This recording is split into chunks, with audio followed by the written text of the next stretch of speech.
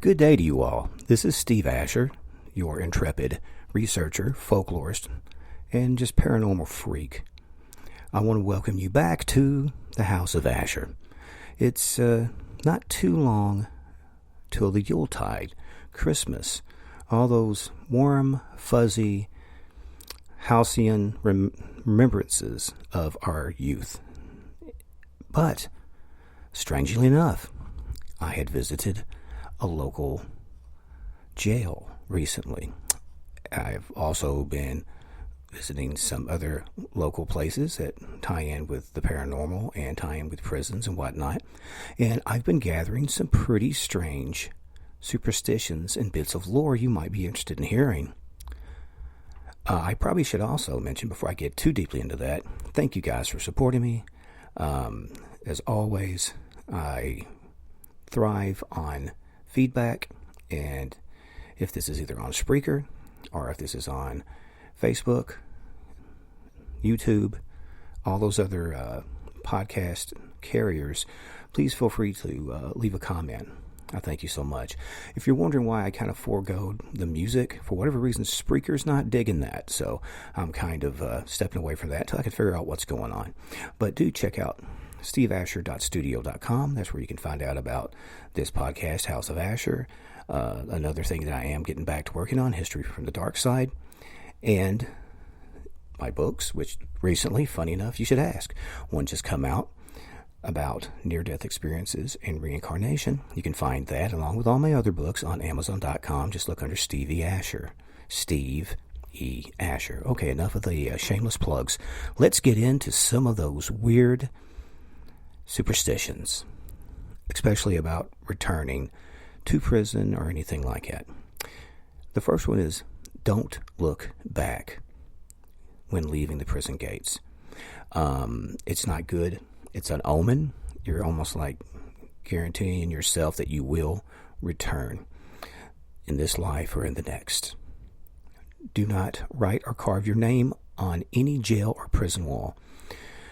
I've seen it a lot, and I've seen a lot of guys return. That's kind of a no-no. You know, sometimes somebody put their girlfriend's name or, something kind of grody, throw out, I don't know, Frank Burns eats worms. Something weird like that. Or some, gang-related junk or whatever. But, don't do it. Don't write on the walls. And don't leave a book unfinished when you're released. Okay? If you start a book in there, finish it, because you'll come back to finish it. That's the old superstition. That's what they believe. And some of these are pretty old. Just one of those things that, these have hung on for a long time. Don't take anything out of the prison that you acquired while inside, except for maybe like clean underwear. Obviously, if you get a tattoo or something, that's going with you. So that's another one. Do not keep the clothes you were arrested in. It's best that they're thrown away. If nothing more, just for the memory of a mugshot or something, I could see that. That makes sense. Now, this kind of ties in to old Southern, almost back to old, probably African, early, like another way of saying it, kind of slave mentality. If anyone sweeps over your feet with a broom, you will go back to prison. You must spit on the broom to avoid the fate. Now, I've also heard the old adage, if someone sweeps under your feet, you'll never get remarried. So you best believe I went jumping over about 5 of them at Home Depot when I got divorced. No, I'm kidding. We're still friends. So anyway, make sure to eat your final breakfast on the morning of your release. Make sure that you do this will ensure that you will not return for a future sentence. Now, if you leave it, you're kind of setting yourself up. Try not to cross off your calendar the very last day of your sentence. I don't know exactly why you'd want to do that. That means, hey, you're done, you're going home, but who am I to ask? Now, here's something else that ties into jails, lockups, asylums, anywhere where somebody's holding the keys between you and going home. If someone, like an officer, drops their keys, someone will be going home that day. Now, I don't know if that means through the gates or over the fence or in a body bag on a gurney. I don't know. Sorry, I got a little dark there, kids. Now, you want to say, run, rabbit, run on the first of every month. Now, I've heard this for a long time. Man, I didn't even know this was a jailhouse thing. It shows you how deeply that runs in my family. Basically, on the first day of every month, if you say, run, rabbit, run, the month will pass quickly. Well, look at that. If you paint your nails in jail, and who doesn't, right? I guess this is for the ladies or whatever. You will be there until the paint chips off. Huh. Interesting. Okay, now we're getting into some kind of dangerous waters here, so don't freak out. Dropping the soap. Yeah, I know. I can already hear the wheels in your heads turning.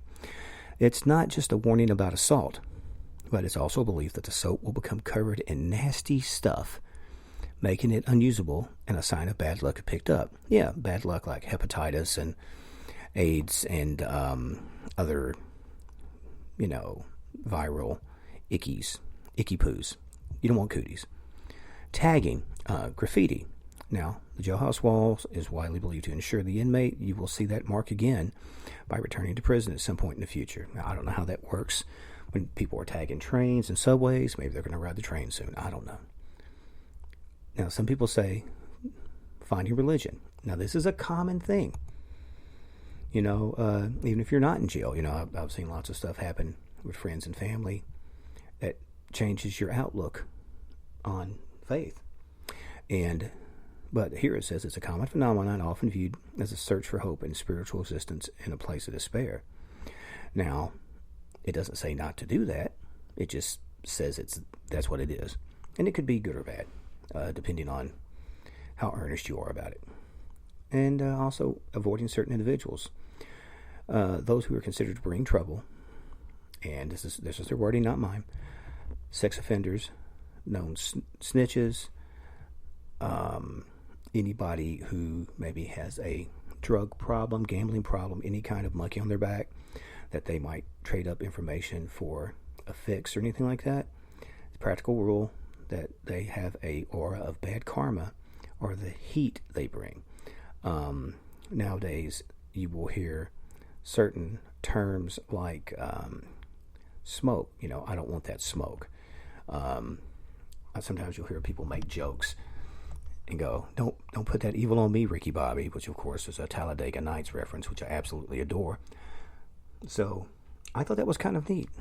And, we all know people that have been there, friends, family, loved ones, and I'm sure we know some people who deserve to be there. You know who you guys are. Anyway, but for real, I never knew some of these. That is very strange. Very strange indeed. I'd heard something about when people were putting up prison walls. When you put the first brick down or the last brick down, you spit on it and cross it with an X. I'm not sure what that means. That's kind of different. There's a lot. There's a lot of different little things like that. If you guys know of anything, let me know. Because some of this ties in too with military. Now, the thing is with the military is I support the troops and I back all that. But there's also certain people who, in the old days, might have went to the military to avoid jail. And so they would bring some of that criminality and convict mindset to the armed forces. Now, I know that you don't light 3 on a cigarette, which is a good way for someone to triangulate your position and shoot you up, with guns. But a lot of that, again, ties in with that whole kind of mythos. It's really strange. I've heard people, when they drink at night, they'll turn their cups out to the bars. That way, if there's any ghostly inmate spirits, they can have a drink. But of course, you don't want to drink off your side. They'll take that as an insult. But there's more things like that I'm going to come out with. But at this point, I'm going to shut her down. I hope you enjoyed this episode, and please let me know how you like it, what you think, suggestions and whatnot. And again, thank you guys, and God bless you. I appreciate all of you guys so much more than you can even realize. But I do want to say, I know the days are short, but if you can, go out there and enjoy a little bit of that sunlight on your face, soak up much of that vitamin D as you can. But as the sun sets behind the pines and the shadows grow long, make sure to check under your bed, in your closet, in your back room. Maybe check under your jail cell if you're listening to this in lockup. And if you are, stay strong, brothers and sisters. You will get through this.